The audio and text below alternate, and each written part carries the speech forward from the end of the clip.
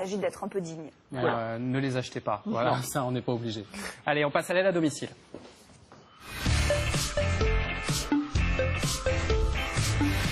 Et aujourd'hui, on va aider Jean-Philippe. Il est propriétaire de sa maison depuis 8 ans. Ce logement est équipé d'une chaudière à gaz qui était neuve à l'époque où il a acquis le bien. Et maintenant, il souhaite avoir un petit peu plus d'informations sur l'entretien de cette chaudière pour éviter d'avoir de gros pépins par la suite. On va l'aider en se rendant à Ézanville. C'est un reportage de Léa Benet et Lorraine Fournier.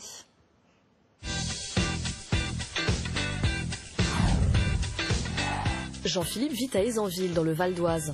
Il aimerait savoir comment bien entretenir sa chaudière.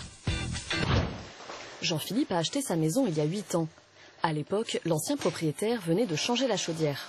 Pour nous, c'était un point positif. C'est clair, quand on achète une vieille maison, souvent le premier poste de travaux, c'est le chauffage. Et changer une chaudière, c'est quand même un certain coût. Depuis, la chaudière au gaz n'a eu besoin que de petites réparations. Récemment, on a changé l'échangeur à plaques qui permet de faire circuler l'eau chaude, qui devait être certainement entartrée. Pour cela, Jean-Philippe est suivi par un service d'entretien. J'ai un contrat qui comprend donc l'entretien une fois par an de la chaudière et 3 dépannages gratuits qui permettent de faire face à une éventuelle panne. C'est des petites diodes de un service qui est exigé par son assurance habitation. Mais alors, à quelle fréquence faut-il faire contrôler sa chaudière? Que risque-t-on en cas d'oubli?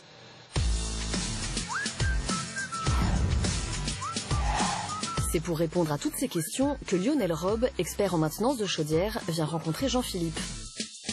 Je vais vous montrer où est la chaudière. Lionel Robe commence par contrôler le bon fonctionnement de l'installation. Dites-moi, qu'est-ce que je risque si on ne fait pas l'entretien? Il y a des gros problèmes avec les assurances, c'est obligatoire déjà. Soit le contrat d'entretien pour avoir une garantie ou juste un forfait révision. Alors l'avantage du contrat, c'est qu'on paye une fois pour l'année. Et après, toutes les interventions, main-d'œuvre, déplacement, ils seront pris en charge. Un service qui a un coût modéré. Il faut compter en moyenne par an entre 100 et 150 € pour un contrat d'entretien pour l'année. Et ça dépend des professionnels et des types de chaudières. Au-delà des problèmes d'assurance, vous gagnez à prendre soin de votre chaudière. Une chaudière bien entretenue, ça va baisser les consommations de combustible. On va faire quand même des économies au niveau consommation. On va allonger la durée de vie de la chaudière. Et puis au niveau des sécurités, on limite tout ce qui est problème de monoxyde de carbone, de panne chaudière. Je vais contrôler les ppm de la chaudière pour voir s'il n'y a pas de problème de monoxyde. Ouais, il est parfait. 0, c'est parfait. Pour trouver un professionnel fiable, différentes solutions existent. Par le bouche à oreille. Après, on a le site internet du Sinasav où Gaz Service fait partie. Et puis après, vous avez aussi GRDF qui regroupe beaucoup d'installateurs. En résumé, vous devez faire réviser votre chaudière une fois par an. Un contrat d'entretien vous coûtera entre 100 et 150 € l'année. En prenant soin de votre chaudière, vous réalisez des économies d'énergie et risquez moins d'accidents. Vous pouvez trouver un artisan sur le site du Syndicat national des professionnels de la maintenance ou encore par le bouche à oreille.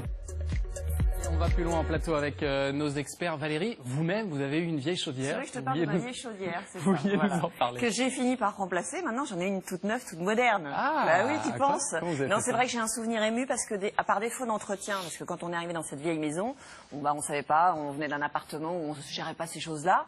Et par défaut d'entretien, plus l'âge de la chaudière, c'est vrai qu'on a laissé un peu les choses se déliter. Et un jour, j'ai un souvenir très ému d'être rentré un vendredi soir en plein hiver et la chaudière s'était littéralement vidée dans le garage, alors qu'on partait dans la nuit en vacances. Ah, sympa. Et donc là, on n'en pouvait plus, c'était une vieille maison, on avait sans arrêt des ennuis, on a fermé la maison, on est parti quand même, et on s'est dit, on verra ça plus tard, parce que là, c'est juste pas possible.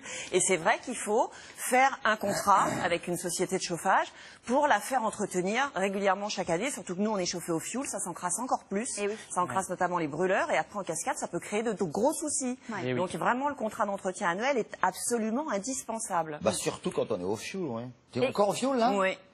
Et quand on est locataire et qu'on n'entretient pas, Fabien, qu'est-ce qu'on risque? Comme tout le monde, d'abord, les intoxications, attention. Hein. Oui. Il y a 1300 personnes qui décanillent chaque année à cause de cette histoire-là. Comment tu dis? Qui décanille. Qui décanille, qui passe l'arme à gauche, n'est-ce pas? De vie à trépas. De vie à trépas, on dit aussi.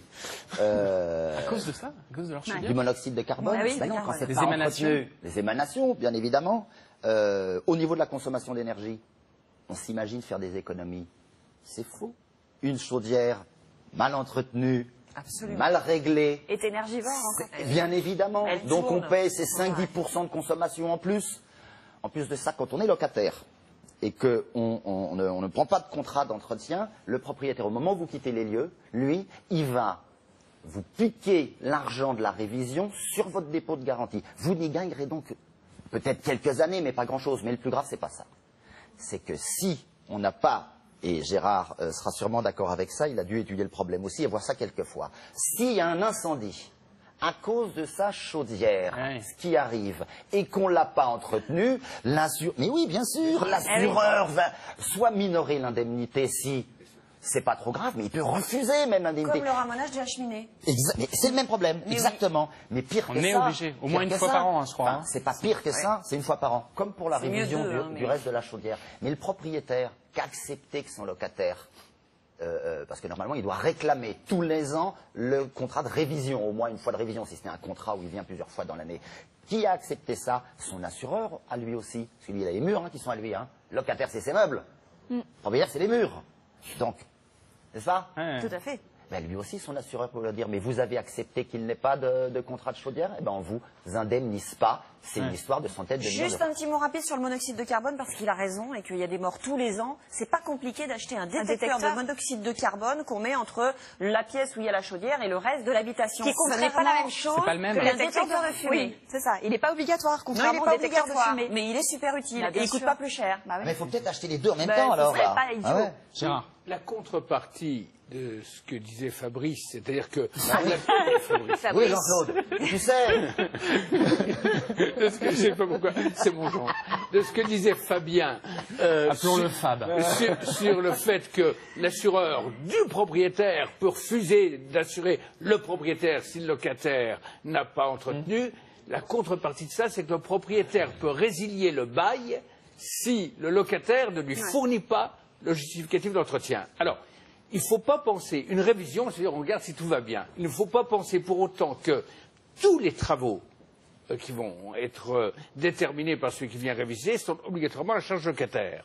Lorsqu'on est sur du changement de pièce, c'est-à-dire des choses importantes, ça c'est le propriétaire. Le propriétaire a l'obligation de vous fournir un système de chauffage qui fonctionne, puisque sinon on considère que c'est un appartement ou une maison qui ne sont pas décents, qui ne peuvent pas être loués. Donc si celui qui vient faire la révision dit il faut changer le brûleur, il faut changer je ne sais quelle pièce, là effectivement c'est à la charge du propriétaire. Tout le reste, l'entretien général, on nettoie, c'est à la charge du locataire. Merci Claude. Si vous aussi vous avez des questions. bien joué, Maya. Elle se venge à courte inconnue. Exactement. Si vous avez en tout cas besoin de conseils pour résoudre un petit problème de votre vie quotidienne, vous nous envoyez un message à domicile@laquotidienne.net et on enverra une équipe chez vous. Soyons solidaires. Je crois que t'allais le dire. Bonjour, c'est moi. Coucou. Soyons solidaires.